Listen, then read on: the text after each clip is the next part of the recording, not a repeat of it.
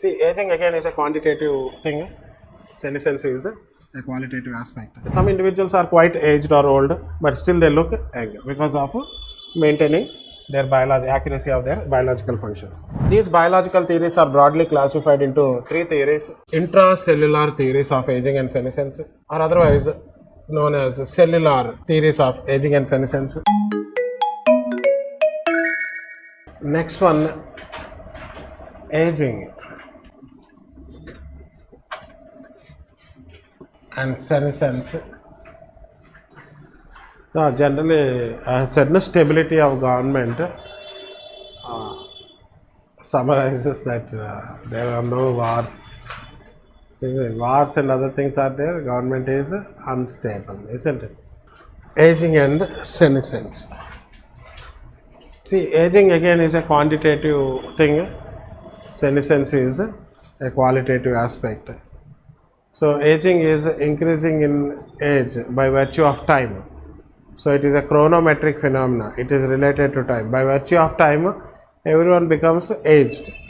But senescence, on the other hand, is related to biological functions. So, decline in biological functions is known as senescence, like graying of hair or losing of hair or restricted mobility, or maybe loss of memory or loss of taste or hearing or something else like that. That is known as senescence.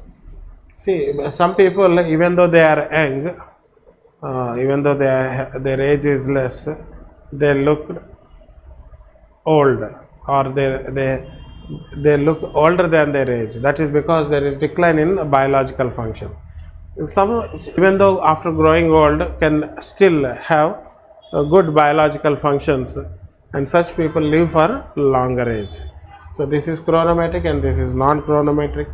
This is a quantitative one and this is a qualitative aspect, and this is more related to biological functions. And these are the study which is dealt in gerontology.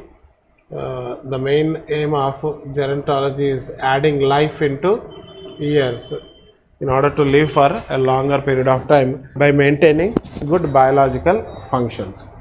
See, if you see, aging is related to chronological longevity. So, what is chronological longevity? Living for more number of years.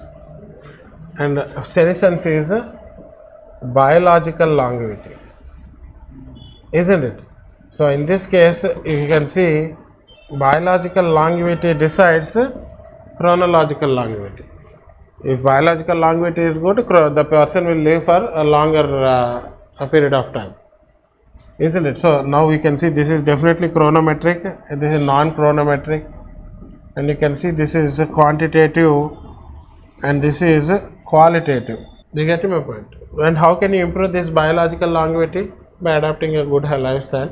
So, definitely it should come from heredity, and what all factors we have studied for growth and development also influences biological. If that is good, this is. You can see in the world there are number of chronological hotspots where people live for more than good good number of years, particularly Japan, Norway, Costa Rica and other Scandinavian countries, where life expectancy at birth is quite high. It's like, I think in Japan it is close to 87, 88, and in these places you can see people living more than 100 years of age because of adopting a good healthy lifestyle, isn't it? You get my point? See, after this we will see theories of aging and senescence. These theories try to explain the decline in biological functions resulting in senescence and ultimately death. These are mainly classified into biological theories of aging and sociological theories of aging and senescence. These biological theories are broadly classified into three theories: intracellular theories of aging and senescence, or otherwise known as cellular theories of aging and senescence, intercellular or extracellular theories of aging and senescence, and then we have modern theories of aging and senescence. So, now you can see intracellular or cellular theories of aging. That means these theories try to explain the changes that occur within the cell intercellular, these are explaining the changes occurring between.